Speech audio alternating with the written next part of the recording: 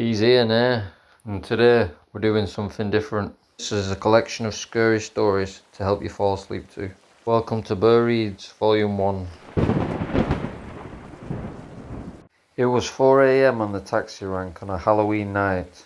It had been a great night, headbanging to my favourite death metal music and my favourite rock bar. Now after a tough outing in the mosh pit, 10 pints of Stella and a line of cocaine, I felt groggy and ready for home. The taxi slowly pulled up, his headlights illuminating the fog in the dark cold night. The window slowly rolled down and a deep booming voice came from inside. "Where are you going?" I was taken aback by the sight of this hideous creature, an overweight man in his 60s with dangling jowls that shook as he spoke. He only had a handful of teeth in his hideous, lesbian-looking face. I then reminded myself not to be so judgmental.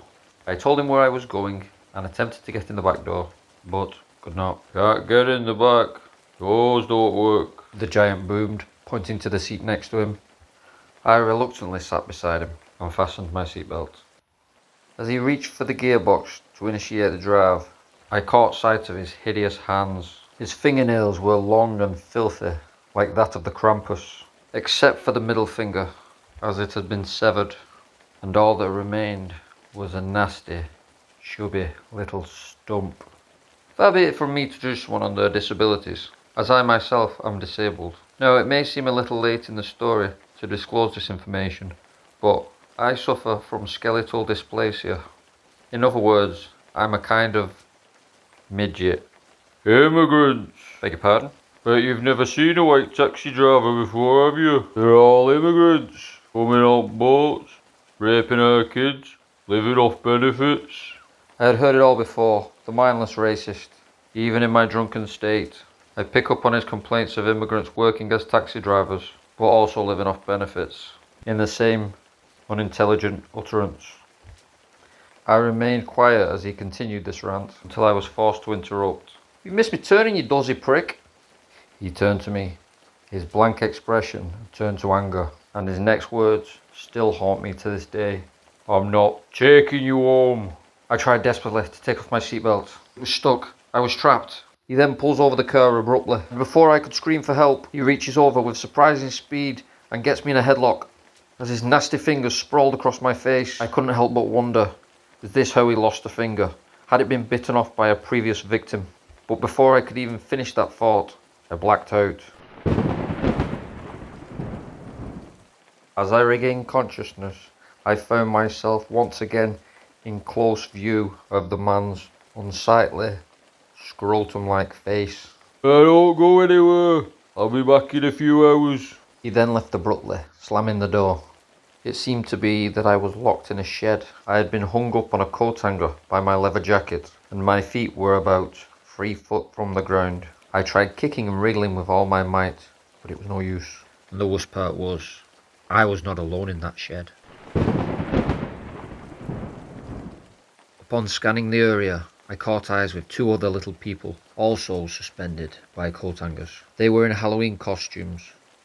One was dressed as what I now know to be a munchkin from the film The Wizard of Oz. He wore dungarees and a hat, and a lollipop was somehow attached to his hand.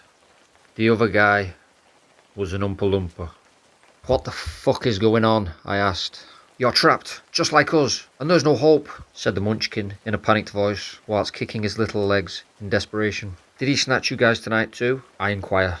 "No, weeks ago," whispered the Oompa Loompa. "Then why are you dressed in costume?" "He dressed us like this," yelled the angry munchkin. "He's probably going to do the same to you," whispered Oompa Loompa.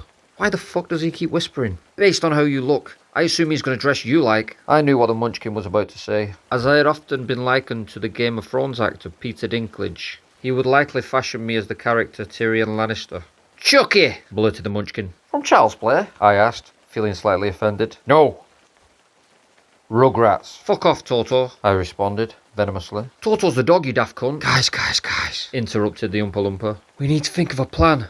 We don't have long before he gets back. Let's all scream together and kick as hard as we can," I suggested. "We've tried that. We've tried everything," said the munchkin. "He plays music on that speaker to drown us out." "He plays Living in a Box by Living in a Box on repeat, which is ironic Because we are living in a box. So then, what does he plan to do with us when he gets back? I ask.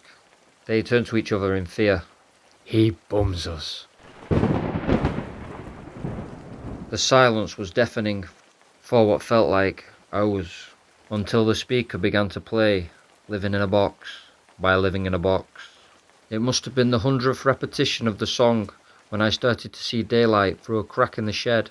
I could hear faint voices in the distance and wondered whether the man was back, until I heard someone clearly say, "Where the hell is that noise coming from?" And I knew it was somebody else, someone that could save us. "Someone can hear us! We've got to make as much noise as we can!" And so we did. 3 little guys making a big noise, screaming as loud as we could and kicking our heels against the side of the shed.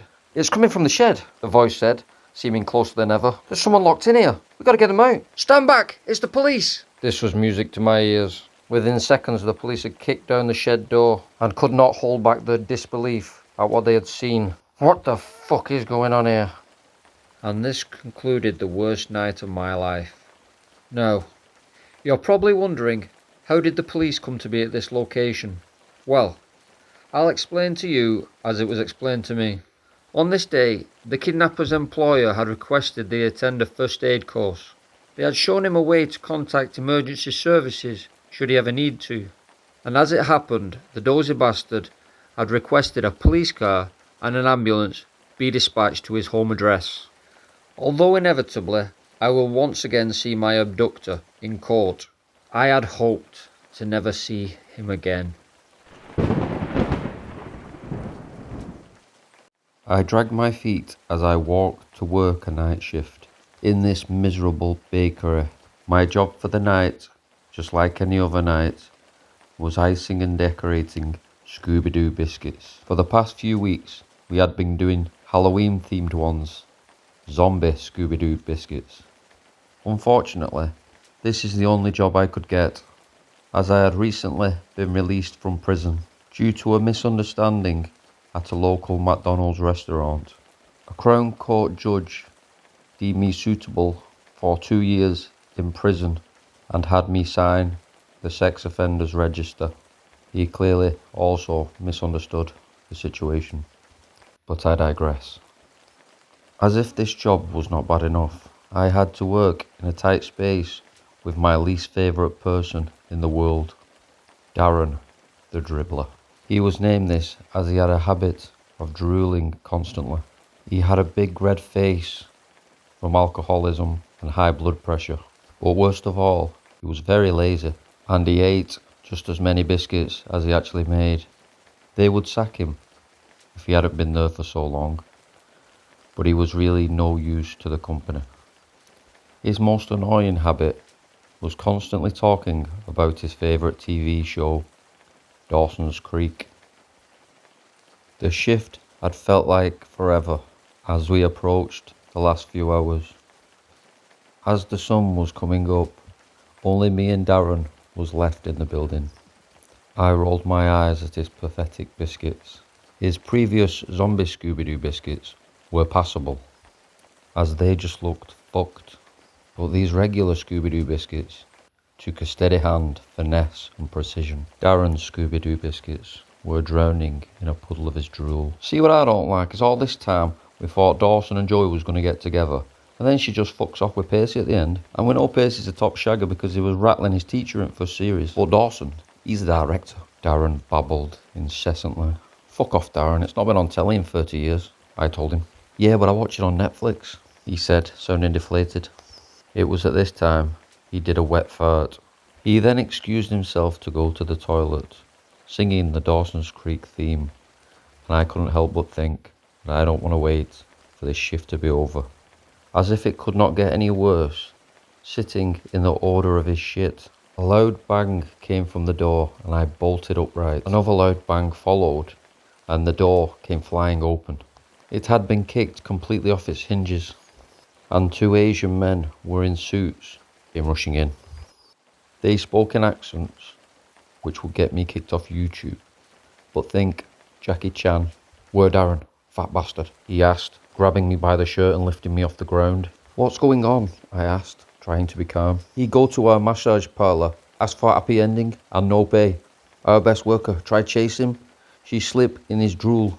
She break ankle. Well, what a prick, I thought, as I pointed them to the toilet. Your Scooby-Doo biscuits look shit, added the other gentleman. Both men went to the toilet before retreating from the stench. It's stinking there. He takes stand-up shits. Shit everywhere. But nobody in there. I was shocked. He's gone. I was disappointed. I wanted to see Darren the dribbler get beaten up by the Asian pimps. They followed the trail of drool that led to the fire exit. He must have heard the commotion and sneaked out quickly. The two men, somewhat unreasonably, took their frustrations out on me, one holding me from behind, while the other one practiced karate kicks on my stomach and rib cage for 2 hours. I never saw Darren the dribbler again. I was forced to take an extended period of time from work due to internal bleeding. When I returned, I was sacked. It seems that Darren had taken the credit for all my good Scooby-Doo biscuits and blamed me for his drool-covered ones. My life was a downward spiral from there. I have recently been arrested for a misunderstanding in a local Subway restaurant. If the judge also misunderstands the situation, then I could be looking at a long time behind bars.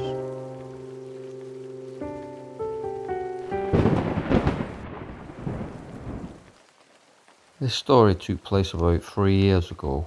What I thought would be a fun, spooky night turned into something else. Me and Greta, my girlfriend of 4 weeks, were set to attend a big horror convention in Manchester. Both me and Greta are big horror film enthusiasts, and we enjoy all things horror related. With us living many miles away and neither of us able to drive, I took it upon myself to book an Airbnb. This way we could make a night of it, and I might even get lucky, if you know what I mean. Upon searching the local area for vacancies, I found an unusual but intriguing listing. Horror-themed cabin, scary and not for the faint-hearted. A single room with a double bed, which looked very old-fashioned but very cosy.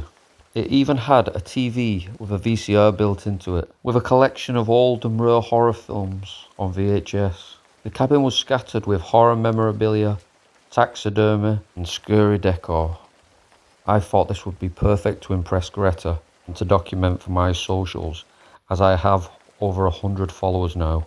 Please like and subscribe at Horror Nerd Fred. The strange thing about this listing was the disclaimer at the bottom. It went as follows. Before agreeing to stay overnight, the occupants will be asked to sign a waiver, thereby voiding the owner of any legal responsibility or any scares or trauma, including PTSD. You may be subjected to torture, binding, threats, and physical injury, up to and including severed limbs and head. You may be subjected to abuse, physical, mental, and even sexual abuse. You may even be murdered, recorded, and distributed on the dark web. I brushed this off as silly, immature scare tactics. Besides, I don't scare easily, and neither does Greta. Knowing what I know now, I wished I had taken it more seriously. The convention was a dream come true. I even got a picture with David Howard Thornton, who played out the clown in the Terrifier films. I would be using that as my profile picture. My previous profile picture was taken many years ago, and I was much slimmer, and people often comment, "It looks fuck all like you," but this has nothing to do with the story. After whining and dining my girlfriend Greta at a local Burger King, we got in an Uber and gave him the address to the Airbnb, which was located in a very dodgy council estate. We knocked on the door and it was quickly answered. There stood a short, skinny guy. He wore a hooded coat, his curly hair poking out of the slim gap. It reminded me of Kenny from South Park. He led us through his dark and cluttered house into his backyard, where I was overcome by disappointment. What had been advertised as a cabin was clearly a shed, with no heating. The taxidermy was the worst I'd ever seen. I think he had done it himself. But worst of all, the double bed had been replaced with a bunk bed. Both me and Greta weigh well over 20 stone, and neither of us was willing to test the stability of the ladder.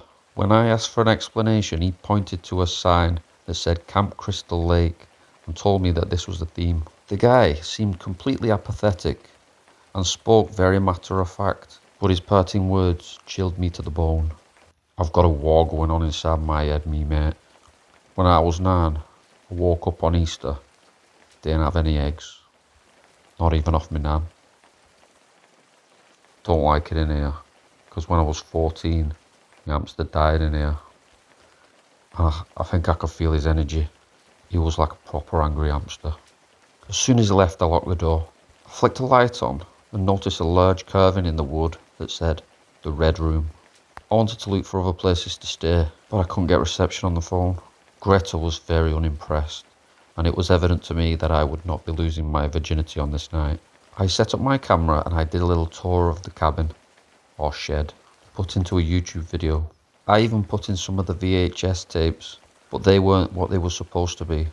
Some were just static, others was recordings of an angry looking hamster running on a wheel for hours at a time.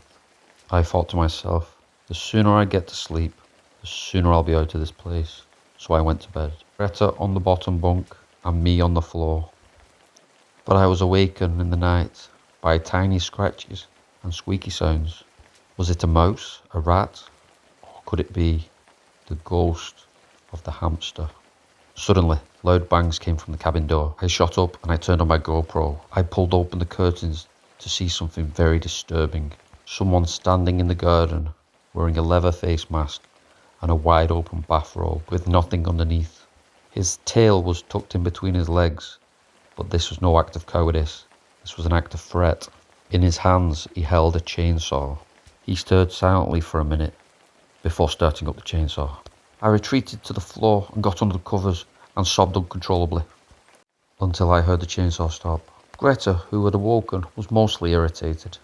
She insisted we confront the man and ask for our money back. And so we banged on the door and it was quickly opened by the man wearing the hoodie. He was acting as if nothing had happened. I told him sternly that his antics was far beyond fun and games and that we wanted our money back. But he insisted he had no idea what we was talking about, and that he didn't even own a leather face mask. It was at this point I noticed a figure creeping into the room behind him. It was the man in the leather face mask. He placed his fingers to his lips, as if to tell me to be quiet, before all of a sudden starting up the chainsaw and running towards us. I slammed the door, and all I heard was screams. I bolted through the garden, escaping through the back gate. Suddenly, my chest tightened. I was overwhelmed with panic, and I passed out. I woke up in the hospital. A local milkman had noticed me that morning, unconscious and wheezing. He had rang for help and saved my life. I never saw Greta again. I used to think that I didn't scare easily, but now I have a crippling fear of hamsters. Hello there, it's me again, at OrNerdFred. It had been a year since the incident at the Airbnb, and since I edited and posted the ordeal and put it on my YouTube page, I've become viral.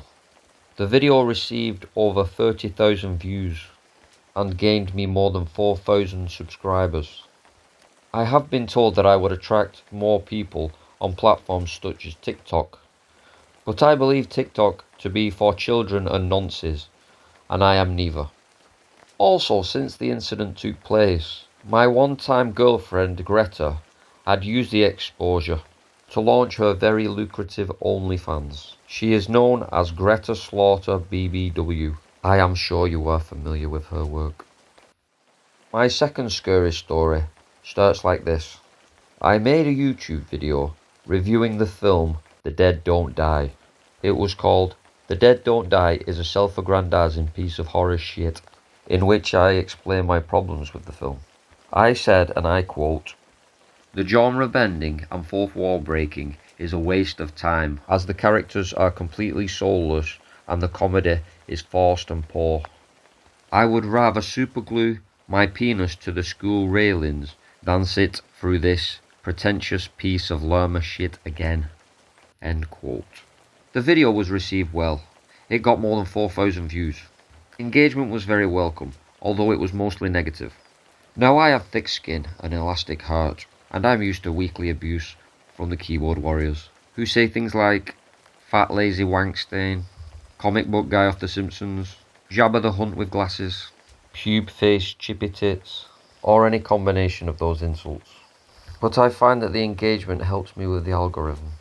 although I do sometimes get upset when a self-proclaimed horror connoisseur tries to discredit me. Like in the comments for this video, for example. I received a comment from someone with the screen name Rolling Slasher 91. He didn't have a profile picture, just a silly cartoon of Jason Voorhees. I find that people who are unwilling to show their own picture tend to chat a lot of shit. The comment read as follows. Hey, horror nerd Fred. I'm sorry to hear that you was displeased with The Dead Don't Die.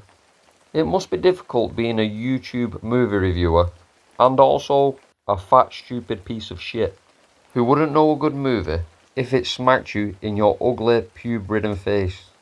I would never expect you to understand the genius of Jim Jarmusch.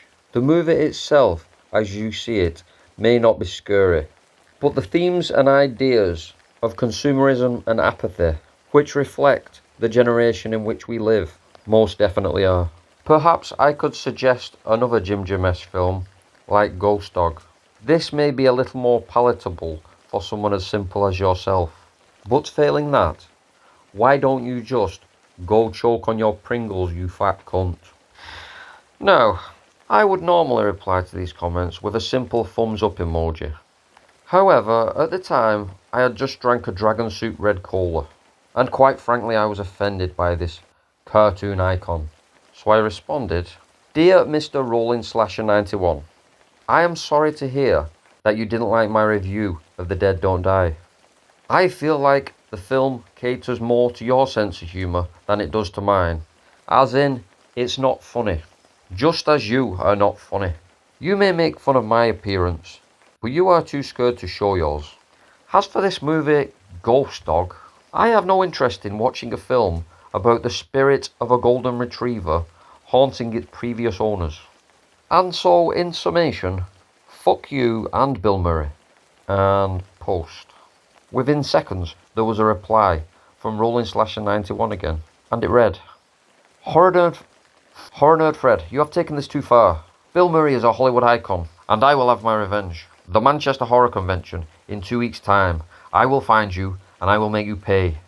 No, I would normally see this as a little intimidating, but by this time, I was on my third can of Dragon Soup Red Cola.